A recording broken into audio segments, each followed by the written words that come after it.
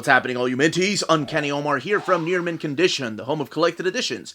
And today, join me for your advanced look at the Star Wars Dr. Aphra Omnibus Volume 1 from Marvel Comics. So let's go ahead and get started. If you're interested in... And welcome back, everybody. Now, before getting started, a huge thank you to David Gabriel and the fine folks at Marvel for sending us an advanced copy of this omnibus. This omnibus is due out in the direct market and book market on January 31st or February 1st, depending on where you get your books. What we're looking at here is the standard edition cover by Ashley Witter. And I have my original copy of the omnibus. That's going to be the direct market cover. Still, they're using the same covers for both standard edition and direct market cover. And that one is by Rod Reyes. Now, the other difference is, besides the cover, a difference in the spine. Star Wars Dr. Aphra, and then her character down here with a tiny little one down at the bottom. This one is printed at the Donnelly printer. This one is printed at the iMac printer, the new printing. And this is basically going to be an overview and comparison of the book instead of going in-depth. If you want to check out a more in-depth overview of this, by all means, click on the link above. That will take you directly to the original printing overview, where I talk more about the characters and the stories you're going to find in there. And I love this book. I've read it cover to cover. And here's the back. It looks identical. The retail price being $125, but this one having a new ISBN because it's a new printing. Let's take a look underneath the dust jacket to find the exact same image. I love that image right there. That's from the first issue of Dr. Aphra. And the spines, Star Wars Dr. Aphra, the tiny little one down there. And this one, honestly, the original printing feels like a flat spine compared to the curved spine here. I think it's just the way that the book looks. It's not. I'll do a shot of the actual binding so you can see the eye. Here's what the back of the book looks like. Identical, maybe a little bit darker colors over here. So just to give you an idea, here's the eye for the Donnelly printer and the eye for the iMac printer. Both of these opened and stretched the spines. Now, we'll be talking about if this has the corrected word bubbles on that specific page on issue 1 that some of you all messaged me about. And I'll be honest, I did notice. I read this thing cover to cover, and I just thought, oh, okay, weird placement for bubbles, but whatever, let's keep on going. And I'll talk a little bit about that and do a comparison again to this original printing. But first, let's crack this open and talk about the stories found in here in the most vaguest, non-spoiler way possible. Alright, cracking this book open, and I want to say, when I was talking about a more thorough overview, I think I did. I never go back and watch my old video, so I assume I did. There's the Dr. Aphra Star Wars logo, and the table of contents right here, where you're going to find each of the issues, or I'm sorry, not where, but the creators behind each of the issues collected in here, and it is done in a chronological reading order, much like the first printing. And it all kicks off with Darth Vader, number 3, Vader, part 3. And this is what introduces us to this particular character of Dr. Chelly Lona Aphra, who is not an MD, not a medical doctor, but more like Indiana Jones. I always want to clarify that because I think some people think when I say doctor, they think of, I can't even remember the medicine woman lady. Anyway, this collects Star Wars Dr. Aphra 1 through 40 and the first 3 annuals, 1, 2, and 3. And that is the 2016 series, because immediately after this, you can pick up the Alyssa Wong omnibus that is coming out later this year. That takes place after this. And it also collects Darth Vader 3 and 4, which you know 3 is here, her first appearance. Issue number 4. It's also the first appearance of 000 and BD1. And you also get Darth Vader number 8, 21, and 25. And then Star Wars number 13, 19, 31, and 32. The Screaming Citadel one-shot, and then material from Empire Ascendant number 1. This book has 1,240 pages, and again, retails for $125. So yes, she is joined by these 2 droids that are activated in this very issue. That's 000, who looks like a dark C-3PO, and BD1. And they're both psychedelic murder torture droids. That's what they fiend for. They love the idea of torturing people, so they are your anti C-3PO and R2-D2. And oh my gosh, they're my favorite droids in the Star Wars universe. But the main artwork here at the beginning, of course, supplied by Salvador La Roca, who kickstarted this run. So all of this taking place after the events of Star Wars A New Hope. After the Death Star is blown up, and Darth Vader gets the help of Dr. Aphra to track down the person responsible for blowing up the Death Star and also sending her on other missions. Eventually, of course, she going on her own adventures. So here she does get to meet some of the characters from the Star Wars movies. There are new characters introduced through these pages, including a love interest from her past and somebody that has ties to Han Solo. Kev Walker supplying the artwork later on. And it is just such an amazing series.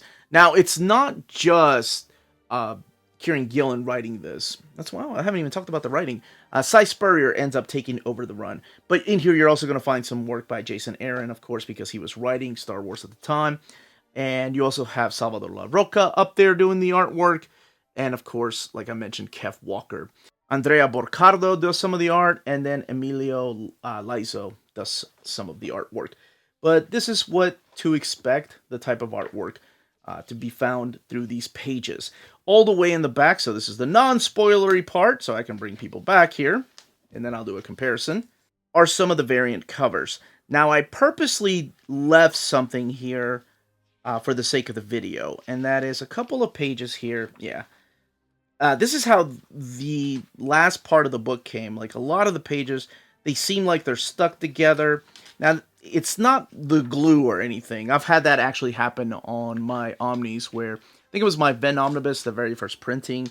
This is just the inks that are keeping these together. And so much so that I thought that was just one page, but I don't know if anybody has encountered that. This is the third time I've seen it happen on an iMac printer, where I have to not tear away, but I have to pull apart without hurting the prior page. And it's only like, actually it was just the extras. I remember seeing it in the extras. But you hear that crackle that may seem like glue. But all it is just the colors or the inks from the printer. And it's usually held here. Now, like I said, I've had some that are actually bound together. The pages, if you go back and watch my first Ven Omnibus overview, you'll see what I'm talking about. And I've had some that have been actually together because of an ink blot somewhere in the middle. What was that book? I think it was the... maybe it was Captain America, the Sam Wilson, or I guess the Rick Remender Omnibus. I believe that was it. It had the wavy pages. Then I had a DC book where the pages again at the end had like extra paper. You see that from time to time. Now, as far as the binding on this particular omnibus, we've already seen it, but just in case, you went right here. Oh my gosh, it's huge.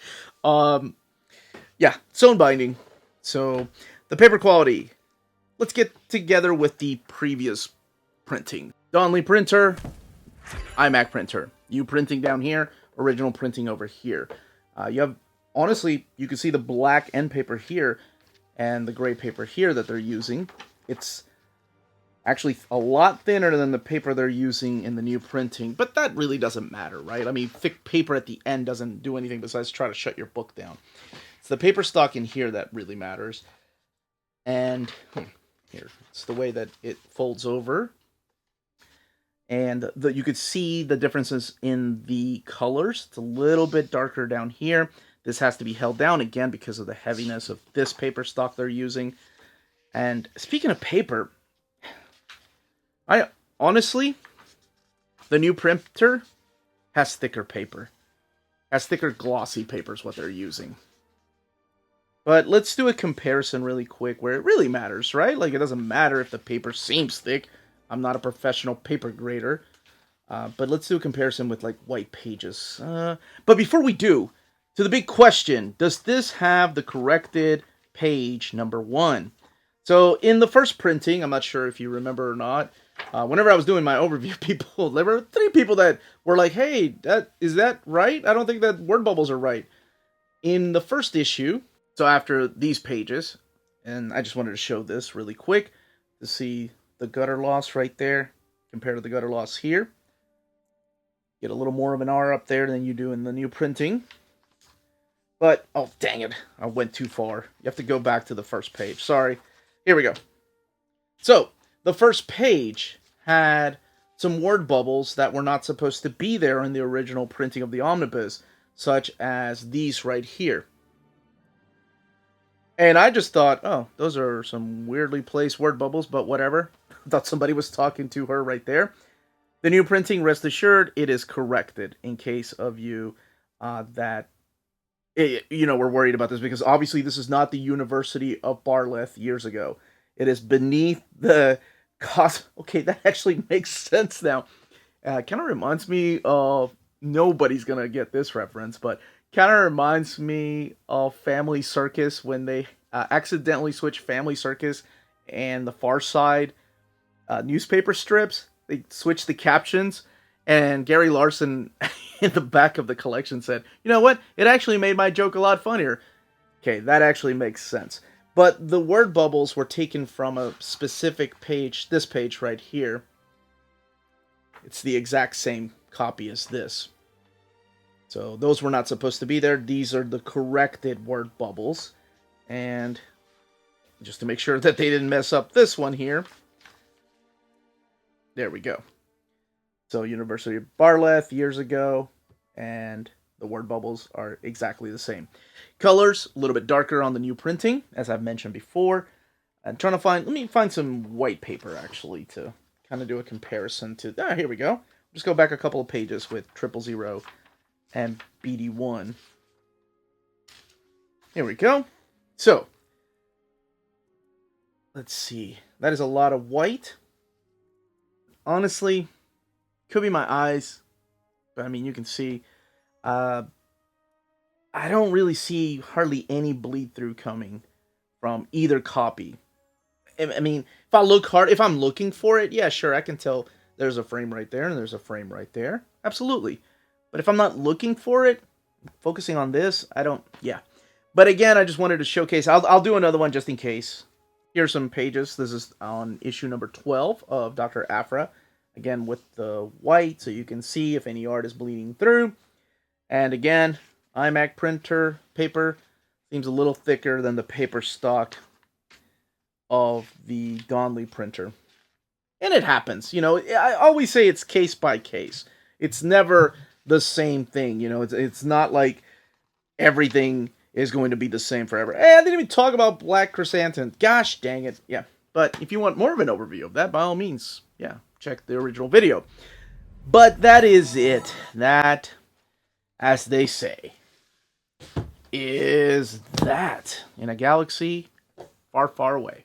Long time ago? Yeah, I did it backwards. Doesn't matter. You get the idea. If you're interested in purchasing this book, don't forget to check out our sponsor, cheapgraphicnovels.com, your online home for graphic novels and collected editions up to 50% off cover price. They have excellent shipping and prompt and helpful service. Check out their bargain deals for up to 90% off cover price. And don't forget that CGN also takes pre-orders. That way you don't miss out on the hottest releases. And they are currently running a special promotion for you Minties. If you're a first-time customer, after receiving your order confirmation email, reply back to that email and let them know Near Mint Condition sent you their way. They will then apply a free shipping promotional credit to your next order in the US. Cheap Graphic Novels, your source for the hottest books with the kind of deep discount, quality shipping, and customer service that will keep you coming back for more. And that was the content, the page count, and build, and of course comparison to the original printing of this omnibus. Let me know in the comments down below if you missed out on it the first time, if you've never had a chance to read it, if you're picking this copy up, going completely blind into the story. And yeah, if you want to check out my more in-depth overview, by all means, check it out. I think I already shared a link above. But any questions, leave them down below. Don't forget to smash that like button, subscribe, and ring that bell for notifications. Check out our Patreon and Spreadshop, amazing ways to support the channel if you can do so. More importantly, all of you stay healthy and safe out there. Much love.